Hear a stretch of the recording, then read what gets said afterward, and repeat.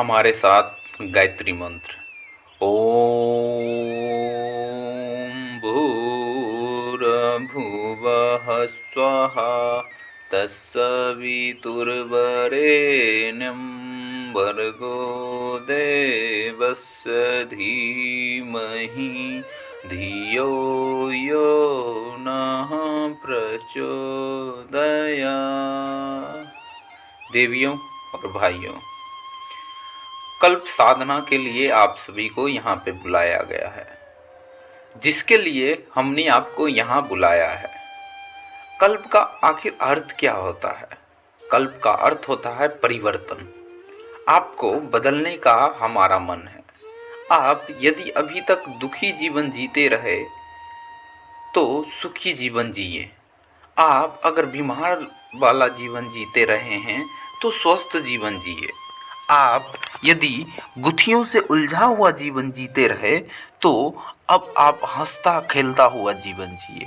यदि घिनौना, कमजोर और उपेक्षित जीवन जीते रहे हैं तो अब आप ऐसा शानदार जीवन जिए कि जिसको देखकर आपका भी जी भाग भाग हो जाए और जो कोई बाहर से इसे देख पाए तो उसकी भी खुशी का ठिकाना न रहे। ऐसा ही जीवन में कायाकल्प करने का हमारा मन था। आपने हमारे विचारों को पढ़ा होगा और उसी से प्रभावित होकर यहाँ आप आए हैं। आइए अब विचार करें कि यह कैसे संभव होगा, इसके लिए क्या करना पड़ेगा। इन सारे प्रश्नों पर गंभीरता से अब हम चर्चा करते हैं और विचार करते हैं। आमतौर से कल्प साधना के बारे में यह भ्रम फैला हुआ है कि कल्प माने बूढ़े से जवान हो जाना, पर यह एक भ्रांति है। बूढ़े को जवान होना संभव नहीं है क्योंकि यह प्रकृति के नियमों के विरुद्ध है। प्रकृति के नियमों को कोई नहीं बदल सकता। सूर्य पूर्व से निकलता है और पश्चिम में जा डूबता है।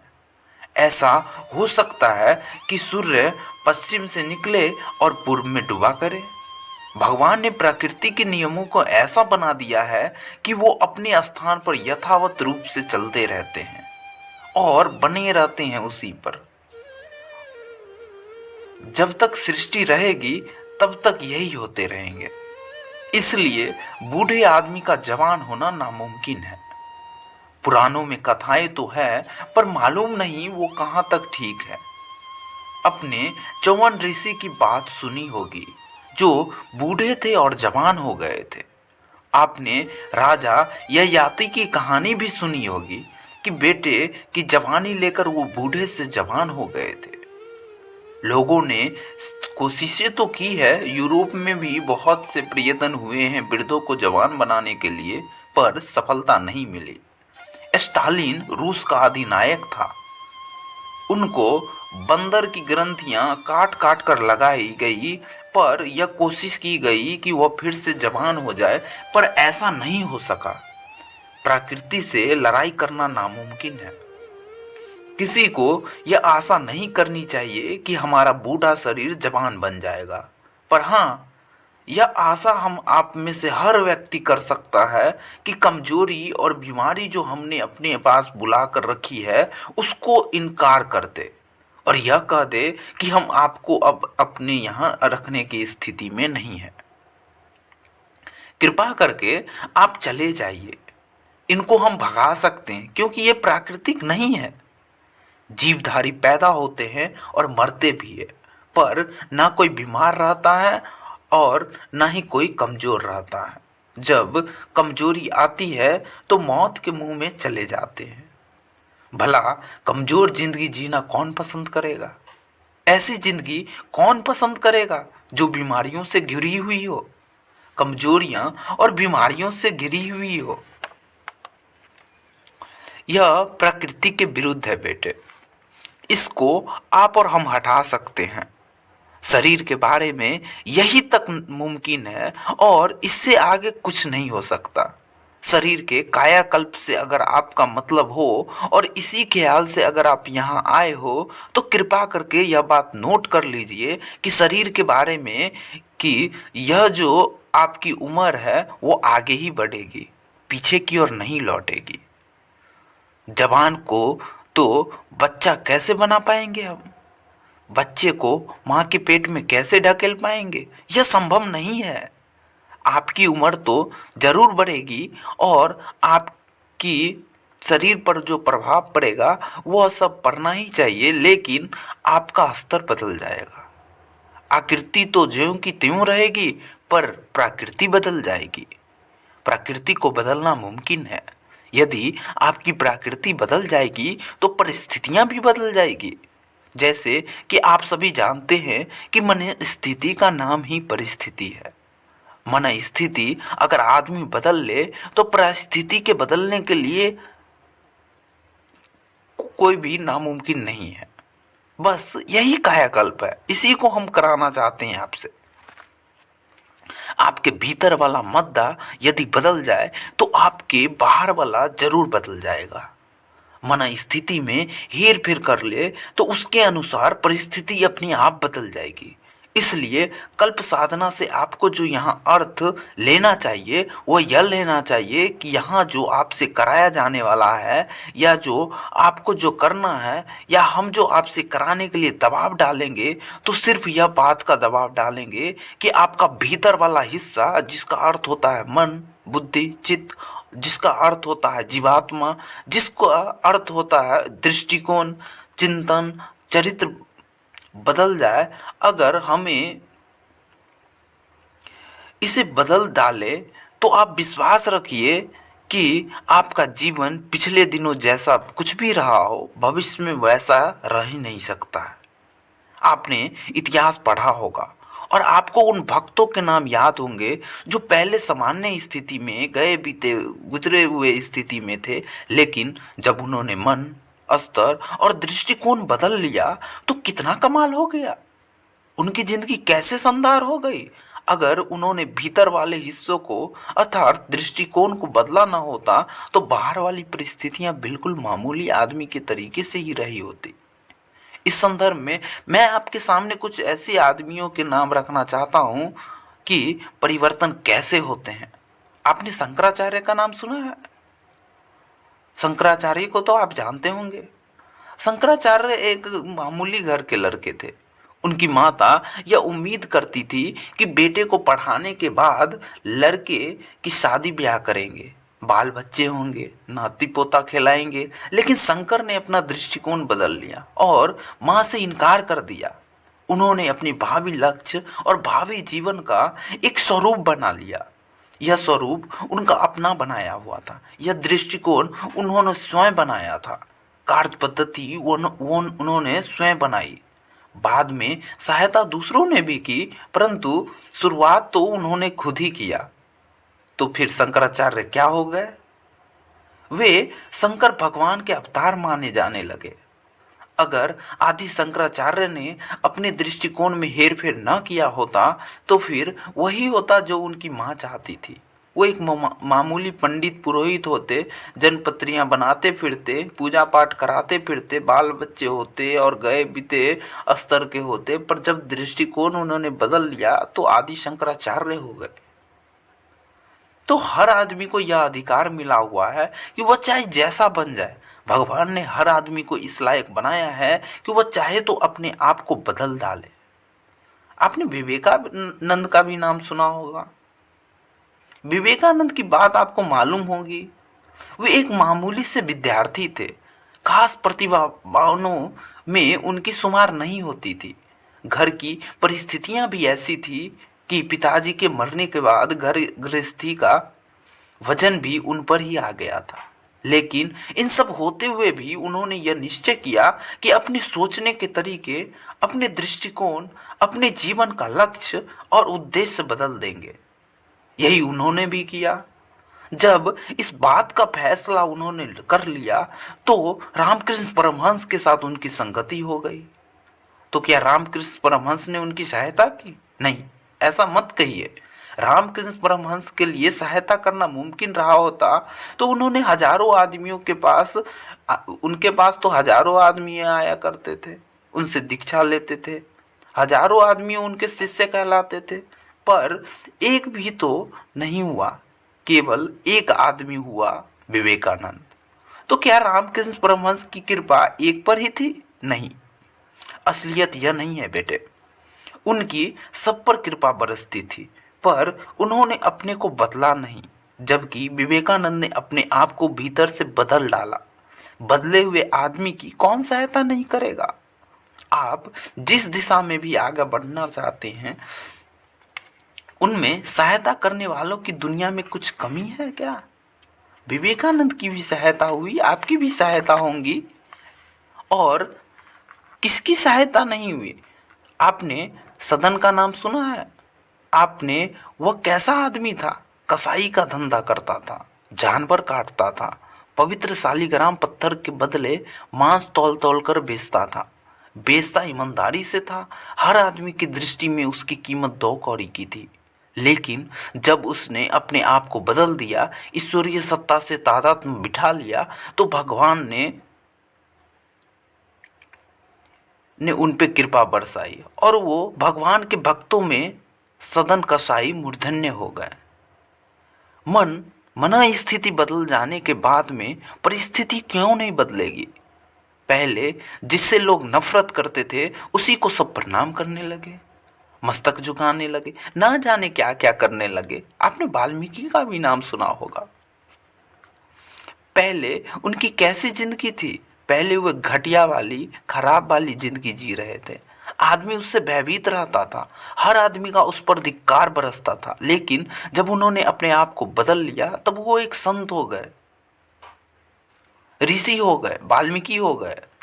उनका जीवन इतना शानदार हो गया कि भगवान राम को अपनी धर्मपत्नी सीता की हिफाजत के लिए, उनकी गार्जियनशिप के लिए और कोई संत न दिखाई पड़ा। वाल्मीकि ही सीता जी द्वारा सुसंतति उत्पादन के हेतु सबसे बड़े संत दिखाई दिए।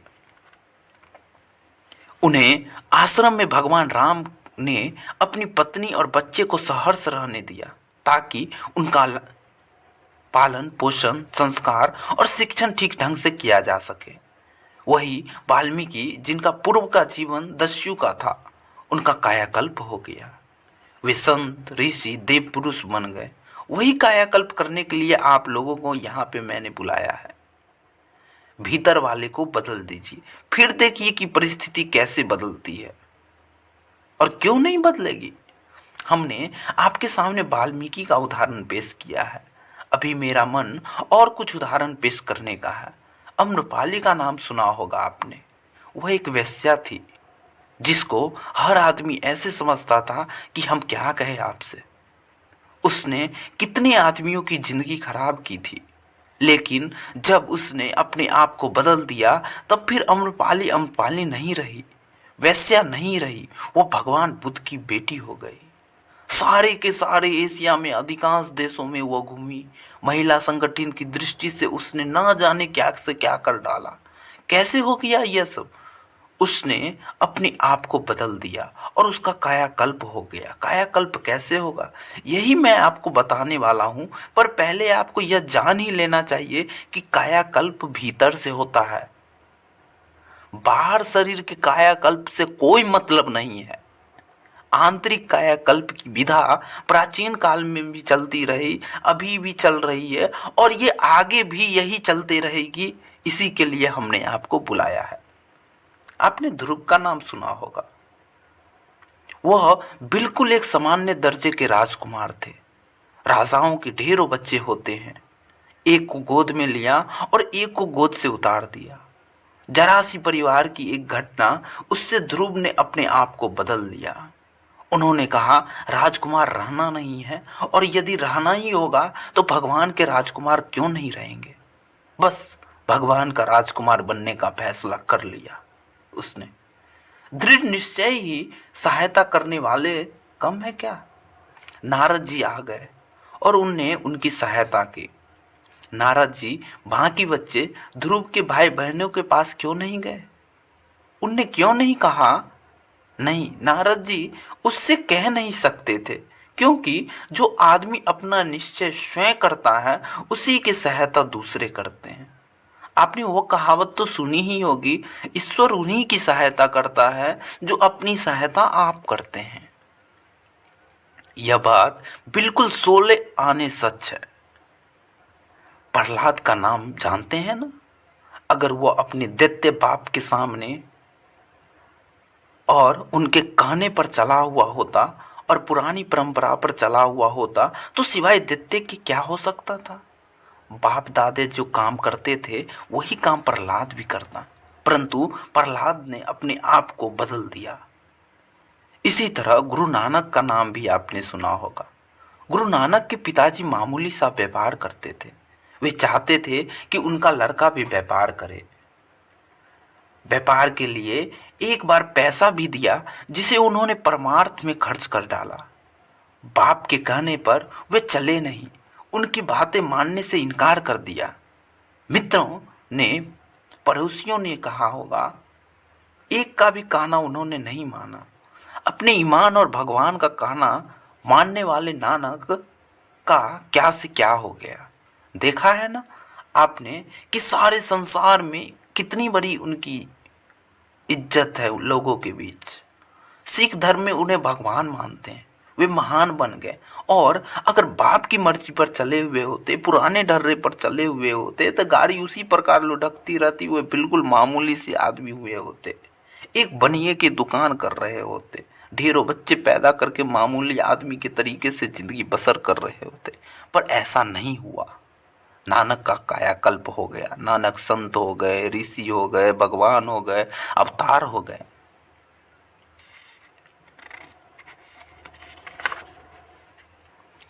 शिवाजी का भी यही कहानी है बेटे। उनके पिताजी मिलिट्री में नौकरी करते थे। वे जैसे मामूली घर गृहस्थी के बच्चे होते हैं उसी तरह के थे। यदि ढर्रे का जीवन जिया होता, उस ढर्रे से इनकार न किया होता और अपने लिए कोई नया निर्धारण न किया होता या निश्चय न किया होता, तो क्या आप विचार कर सकते हैं कि शिवाजी वैसे ही रहे होते जैसे कि हम उन्हें छत्रपति शिवाजी कहते हैं? यह कैसे हुआ? कायाकल्प हो गया बेटे। वह शिवाजी जो माता के पेट में से पैदा हुआ था, घर गृहस्थी में गुजारा करता था, उसकी तुलना में महापुरुष शिवाजी की रूपरेखा अलग है, बिल्कुल ही अलग है। इसी तरह चंद्रगुप्त का नाम सुना होगा। चाणक्य ने उसके अंदर की कसक को देखा और उसे पढ़ लिया, उसकी पात्रता को देखा और उसके भीतर हो रहे मन स्थिति के बदलावों को देखा। चाणक्य ने उसे क्या से क्या बना दिया। गांधी जी परिस्थिति से ऐसे ही थे क्या? उनके पिताजी एक छोटे स्टेट के दीवान थे। वे अपने लड़के को वकील बनाना चाहते थे। गांधी जी यदि उनके अनुसार चले होते तो एक मामूली वकील रह गए होते। सफल या असफल यह दूसरी बात है, पर सिवाय वकील के और कुछ नहीं हो सकते थे। लेकिन जब उन्होंने यह निश्चय किया कि हमको कुछ बनना है और जिंदगी का बड़ा उद्देश्य पूरा करना है, तो फिर वो महात्मा गांधी हो गए, अवतार हो गए, बापू हो गए, युग प्रवर्तक हो गए, लाखों आदमियों को दिशा देने वाले हो गए। आखिर यह हुआ कैसे? भगवान ने कर दिया क्या? नहीं। तो फिर भाग्य ने किया क्या? नहीं। तो फिर किसी आदमी ने कर दिया होगा? नहीं बेटे, किसी ने भी नहीं किया। उन्होंने स्वयं अपना कायाकल्प किया। सहायता जरूर उन्होंने की। सहायता को तो दुनिया में द्वार खुला हुआ है, बुरे लोगों के लिए भी सहायता का द्वार खुला हुआ है और अच्छे लोगों के लिए भी खुला हुआ है। गांधी जी के बाबत यही हुआ। बुद्ध के बारे में भी यही बात लागू होती है। बुद्ध भगवान क्या थे? वो एक मामूली सी राजा के लड़के थे। छोटी उम्र में विवाह शादी कर दी गई थी, लेकिन जब उन्होंने यह निश्चय किया हमें ब्रह्मन की दिशा में चलना है, कुछ महान कार्य करने हैं, तो बुद्ध का कायाकल्प हो गया और वो भगवान बुद्ध हो गए। उपर्युक्त पुराने उदाहरण मैंने इसलिए दिए हैं कि आप विचार कर सके कि हमारा बदलना संभव है। चलिए, आपका यह ख्याल हो शायद, तो आप मामूली आदमी हो, हमारी घिनौनी और गंदी जिंदगी रही है जिसके कारण हम नहीं बदल पाएंगे। जिस ढर्रे पर हम चल रहे हैं, जिस कोल्हू के में हम पील रहे हैं, उसी में हम पीलते रहेंगे। तो यह आपकी मर्जी के ऊपर है। अन्यथा मामूली और घिनौने आदमी तो और भी आसानी से बदल सकते हैं। यह आपकी मर्जी के ऊपर है। आप चाहे तो इस तरीके से बदल सकते हैं जैसा कि अभी रह रहे हैं। लेकिन अगर आपका मन हो कि हमको बदल जाना चाहिए, तो सूरदास का उदाहरण आपके सामने है। सूरदास कैसे आदमी थे आप जानते हैं ना। बिल्लभ मंगल का नाम सुना है आपने। कैसी घिनौनी और कामुक जिंदगी थी उनकी। पर जब कायाकल्प हुआ तो अंधा होने के बाद में भगवान उन्हें अपनी लाठी पकड़ा कर ले जाते थे। तुलसीदास की भी पिछली जिंदगी ऐसी ही थी। कामुकता से पीड़ित होकर उन्होंने मुर्दों पर सवार होकर नदी पार की, सांप की पूंछ पकड़कर छत पर चढ़ गए और अपनी धर्मपत्नी के पास पहुंच गए थे।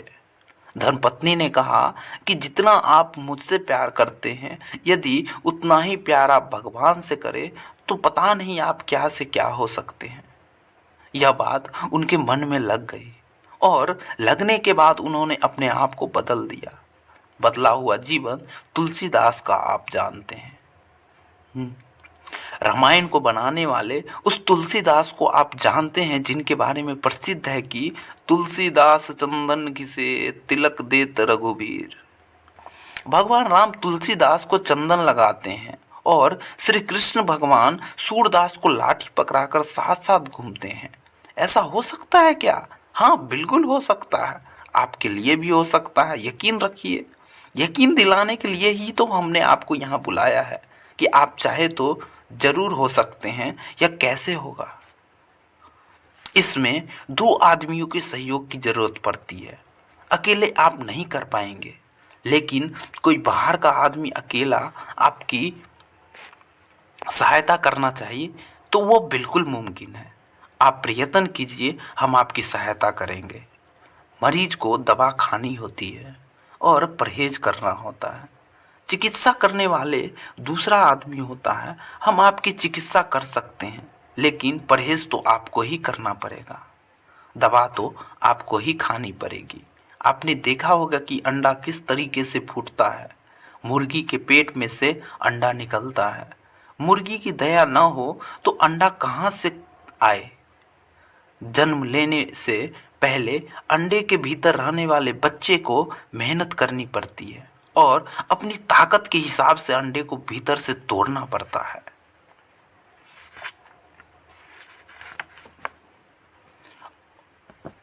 कोई और तोड़ने नहीं आता। आपने देखा होगा कि जब बच्चा बाहर आता है तो अंडे के भीतर बैठे उस चूजे को मेहनत करनी पड़ती है। अपनी ताकत से वो अंडे में दरार डालता है और फूट कर बाहर निकल पड़ता है। यह मेहनत उसकी अपनी है। अंडे को जन्म मुर्गी देती है, छाती से लगाकर पालती भी है, सेती भी है। ये सब काम मुर्गी का है, लेकिन उस अंडे को तो चूजे को ही तोड़ना पड़ता है। भ्रूण तो माता ने बनाया है, पेट में रहे हुए गर्भ को खुराक माता ने दी है, दूध माता ने ही पिलाया, लेकिन पेट में से निकलने की ताकत और मेहनत तो पेट में रहने वाले बच्चे को ही करनी पड़ेगी। अगर पेट में रहने वाले बच्चा इनकार कर दे, हम तो बाहर नहीं निकलेंगे, धक्का मुक्की नहीं करेंगे, तो फिर डिलीवरी नहीं हो सकती। बाहर निकलने के लिए पूरी की पूरी जिम्मेदारी उस बच्चे के ऊपर है जो पेट में बैठा हुआ है। प्रसव तो माता ही करती है, दर्द तो माता को ही होता है, पर जब तक बच्चे की ताकत हुकूमत काम नहीं करती, उसके पहले या पीछे उसे जन्म नहीं दे सकती। आपको अंडे के तरीके से अपना दायरा तोड़ना पड़ेगा। बच्चे के तरीके से आपको बाहर निकलना पड़ेगा।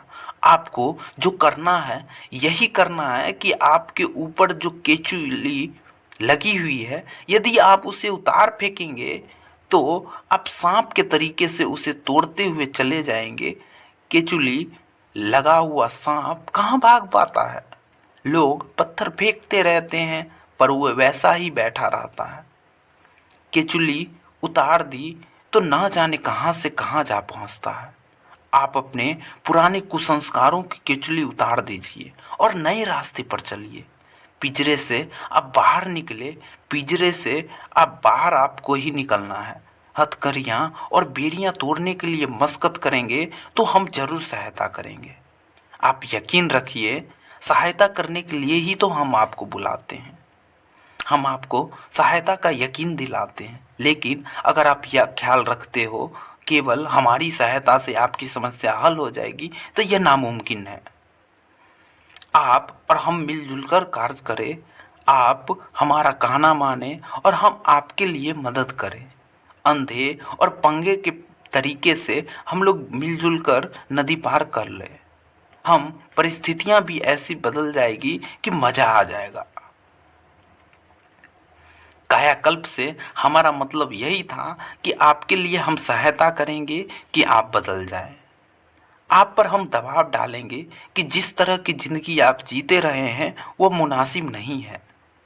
आपका जो स्वरूप अब तक का रहा है वो आपके लिए मुनासिब स्वरूप नहीं है। हम आप पर दबाव डालने वाले हैं कि आप इस स्वरूप को आगे चलाने से इनकार कर दें और एक काम करें कि ताकत लगाए, कोशिश करे, जुर्रत करे, साहस इकट्ठा करे और हमें अपनी ज़िंदगी को बदलना है। फिर आप देखिए, हम आपकी पूरी मदद करेंगे। विवेकानंद की सहायता रामकृष्ण परमहंस ने की थी। हम परमहंस तो नहीं हैं, पर आप यकीन रखिए कि आपकी सहायता हम उतनी ही कर सकते हैं और श्रेष्ठ व्यक्ति बना सकते हैं। आप तैयार तो पहले हो जाइए। अगर आप तैयार हो जाएंगे तो आप यकीन रखिए कि आपका जीवन निश्चित ही बदल जाएगा और ऐसा शानदार जीवन बन जाएगा कि आप स्वयं तो अपने आप में आश्चर्य करेंगे ही, साथ ही जो कोई भी आपको यहाँ से जाने के बाद देखेगा वो भी आश्चर्य करेगा। अगर आपको यह दावत स्वीकार हो तो आप फिर तैयार हो जाइए, हिम्मत कीजिए, उसके लिए संघर्ष कीजिए, अनुशासन पालन करने के लिए तैयार हो जाइए। फिर देखिए कि आपका भविष्य कैसे शानदार बनता है। कायाकल्प से हमारा उद्देश्य यही था कि आपको भी कायाकल्प का यही उद्देश्य समझना चाहिए और अपनी तैयारी के लिए जो मुनासिब हो वो करने के लिए कमर कसकर खड़े हो जाना चाहिए। ओम शांति। धन्यवाद।